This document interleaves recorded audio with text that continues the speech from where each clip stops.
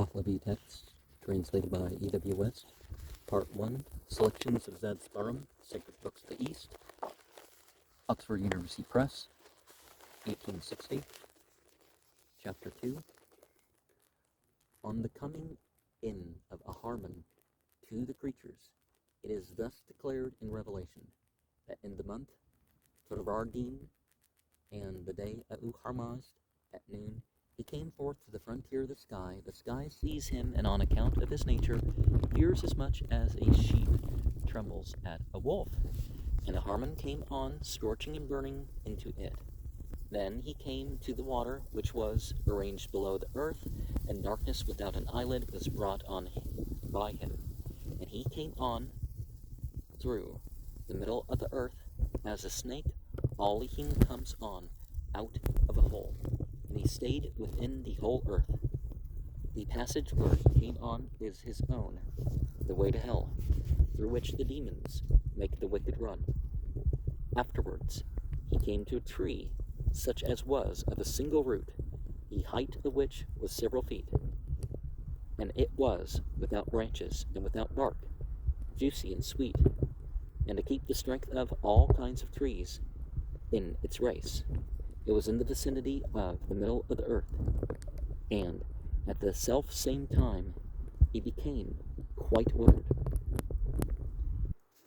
Afterwards he came to the ox, the soul created, as it stood on high, as Gayomard, on the bank of the water of Yaite, in the middle of the earth, and its distance from Gayomard being as much as its own height, it was also distant from the bank of the water of Yaite by the same measure, and it was a female, white and brilliant as the moon.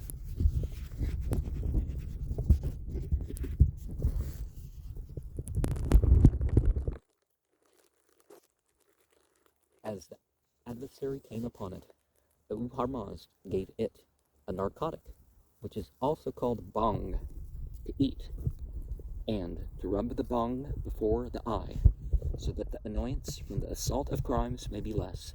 It became lean and ill, and fell upon its right breast, trembling. Before the advance to Gayomard, who was then about 1/3 of the height of Zarathustra, and was brilliant as the sun, Uharmazd forms from the sweat on the man a figure of 15 years, radiant and tall, and sends it on to Gayomard, and he also brings his sweat onto him as long as one Yata Ahu the Irio is being recited. I presume they mean the whole formula. When he issued from the sweat and raised his eyes, he saw the world when it was dark as night.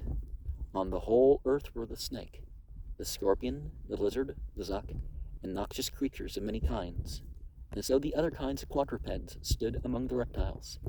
Every approach of the whole earth was as though not as much as a needle's point remained, in which there was no rush of noxious creatures.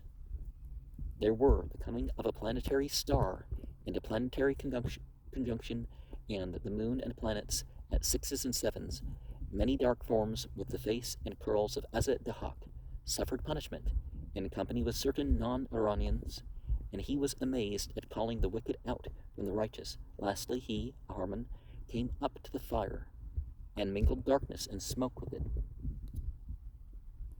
And one of the ideas, of course, is that